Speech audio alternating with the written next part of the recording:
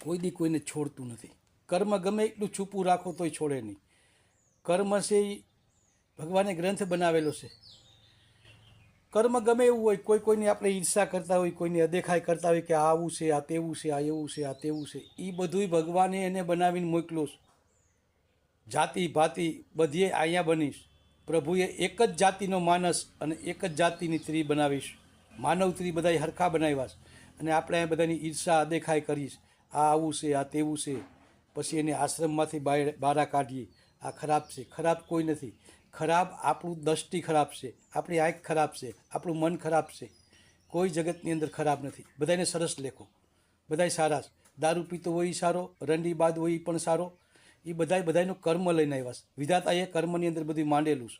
દ્રૌપદીના ભરી સભાની અંદર શિર ખેંચ્યા હતા તો કાં કોઈ બોલી ન શક્યું. એમ ભરી સભાની અંદર રોડે ગમે ત્યાં આ બધી વસ્તુ હાલે જ છે.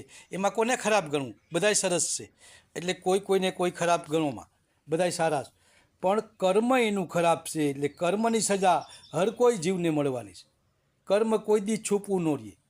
કર્મ સારું હોય તો પણ છૂપવું ન રહે, અને ખરાબ હોય તો પણ છૂપવું ન રહે. કર્મ કોઈ દી કોઈને છોડતું નથી. પછી પોતાની પત્ની હોય, પોતાનું સંતાન હોય, પોતાની દીકરી હોય, તો છતાંય એને કર્મ છોડતું નથી. ભગવાને વેશ્યાના હાથનો રોટલો ખાધો હતો તો એનું કર્મ કેટલું છે સારું. વેશ્યા હતી, રોડ ઉપર ધંધો કરતી હતી, છતાંય એના હાથનો ભગવાન કે મારે રોટલો ખાવો છે.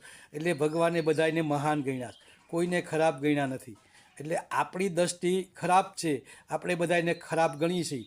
ભગવાને આપણને શું કરવા મોકલા અને આપણે અહીંયા શું કરીએ છીએ એ તો આપણે વિચાર કરો. આપણને ભગવાને કોઈની ઈર્ષા કરવા નથી મોકલા, આપણને સરસ ભોજન કરાવવા માટે મોકલા કે બધાય જીવને હરખા રાખો, કોઈની ઈર્ષા કરોમાં. તમે જેટલી ઈર્ષા કરશો એટલી તમારા શરીરની અંદર તમારે પીડા ભોગવવાની, બીજા કોઈને નહીં. અને મરશો ત્યારે કોઈ તમારા ભેગું નહીં આવે, તમારું કર્મ તમારા ભેગું આવશે. એટલે હંમેશા ખ્યાલ રાખો કે કોઈ દી કોઈની નિંદા, કોઈની ટીકા કરાય નહીં. જે જેવું છે એવું એના કર્મથી છે. આપણે એનું કર્મ તોડનારા કોણ? અને 60 યુગોથી કબીર સાહેબ બધાને બોધ આપતા હતા, છતાંય કોઈને બોધ લાગ્યો નહીં.